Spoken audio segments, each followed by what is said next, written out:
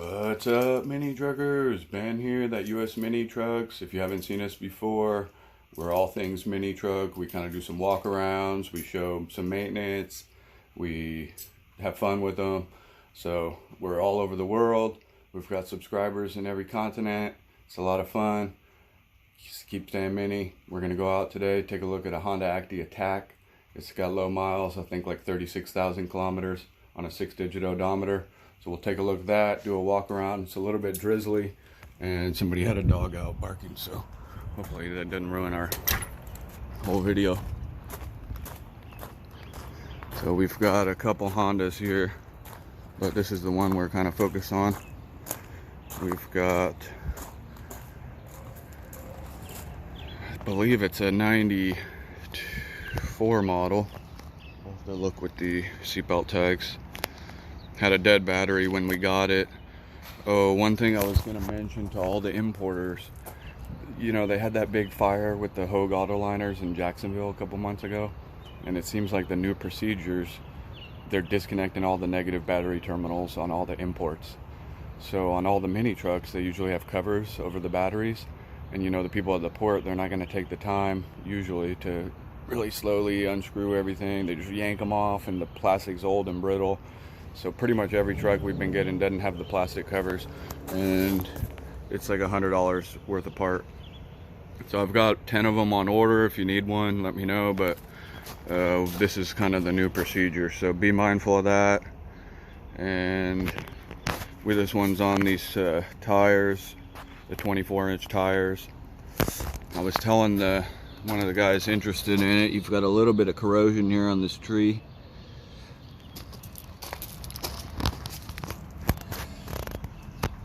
See what it looks like here. So you may have to get somebody to, you know, refabricate that eventually down the line. The bed liner, it looks like it's missing the chains.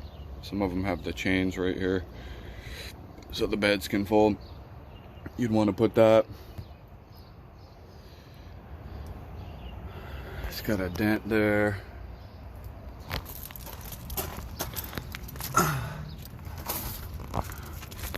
Okay, we could take a look up under here.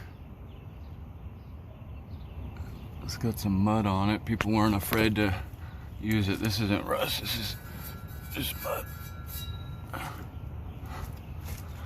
There's a fuel pump, your fuel filter, that auxiliary fan.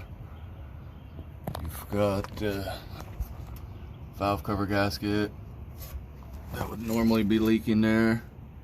Looks pretty dry. I was telling them one thing I did notice was the rear CB boots have a little bit of grease coming out the bottom. Let me see. So you can see right there, it's not a whole lot, of more just a seep. I mean, as much grease is in there, that's very little. So it's about that same way on the other side too.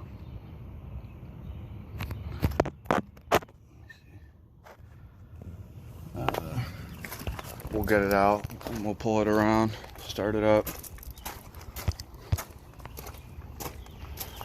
Looks pretty good up here. Got a little bit of some surface rust forming in that channel. Let's see. Here's the other tree.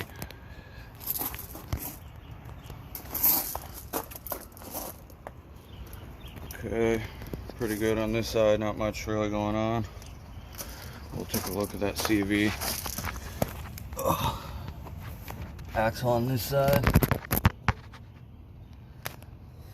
There's your transmission drain and the fills right there, so super easy. Everybody should be doing that, stay on top of maintenance.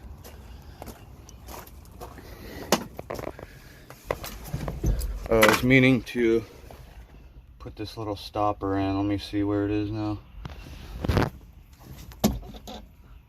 Oh yeah, so see on the bottom, that little hole right here, I got one of these little pieces. I'm gonna put that in there.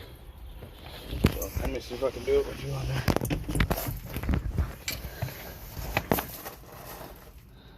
Okay. Alright, I had to jam it in there, a little spit for lubricant, but now you can see the new one. Okay, they reupholstered the seat, and when they did, they took away the webbing. Normally you have like a little net here. Okay, headliner looks okay. Got some, maybe somebody painted it at one point and it's chipping. It looks hard to really tell what. I'm no plastic expert, but here you can see the odometer.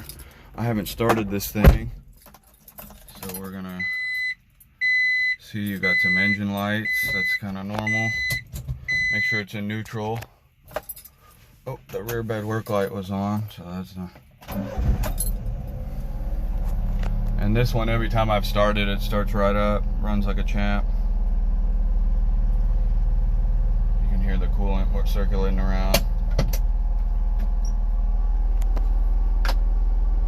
Oh, the other thing I was telling the dude, I've actually never seen this before, but there's like, see how there's still a little gap over here? So for some reason the pictures got out of alignment with the detents. It feels like they're 1, 2, 3, 4, 5, 6, 7. I mean, it feels like there's a lot of detents in there that are doing something, so it's hard to know. And I feel it coming out of my face, you know, when you turn this on, which is really all you're interested in. This one, I was looking at this, and so these tabs are captured in here. It's not the best design from Honda, because this is supposed to be a solid plastic piece, and you can see it's just designed to kind of bend. You know, you bend plastic enough. You know what? I've actually got a replacement one of these. I bought years ago, and now that I'm thinking, I gotta find it, but it wasn't the glove box. But yeah, it's that piece, and it looks like it's just attached to the glove box door with 4 screws on the top, and I could feel some screws on the bottom. Okay, here's your rear bed work light, your rear diff lock, and we'll just pull it forward. I'm not gonna drive around too much today, just because it wasn't set up for that, but we can see we're moving. And we'll test the wiper blades.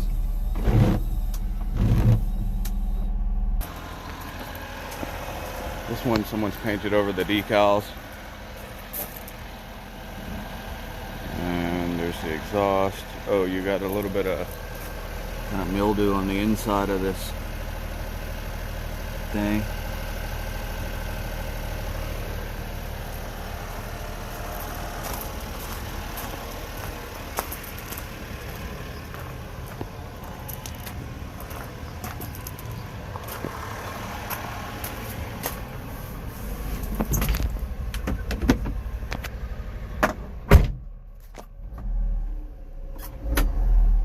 Check that radio. The AM is what you want because the frequency band. They will make up? So there you got a little bit of something to do if you're getting bored. We'll put this down.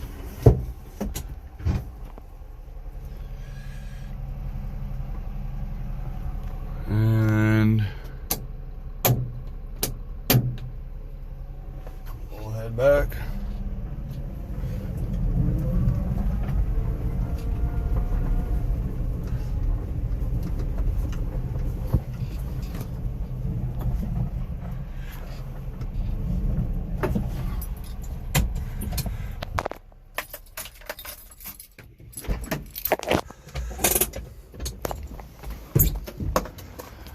Alright, so we got the rear bed work light there.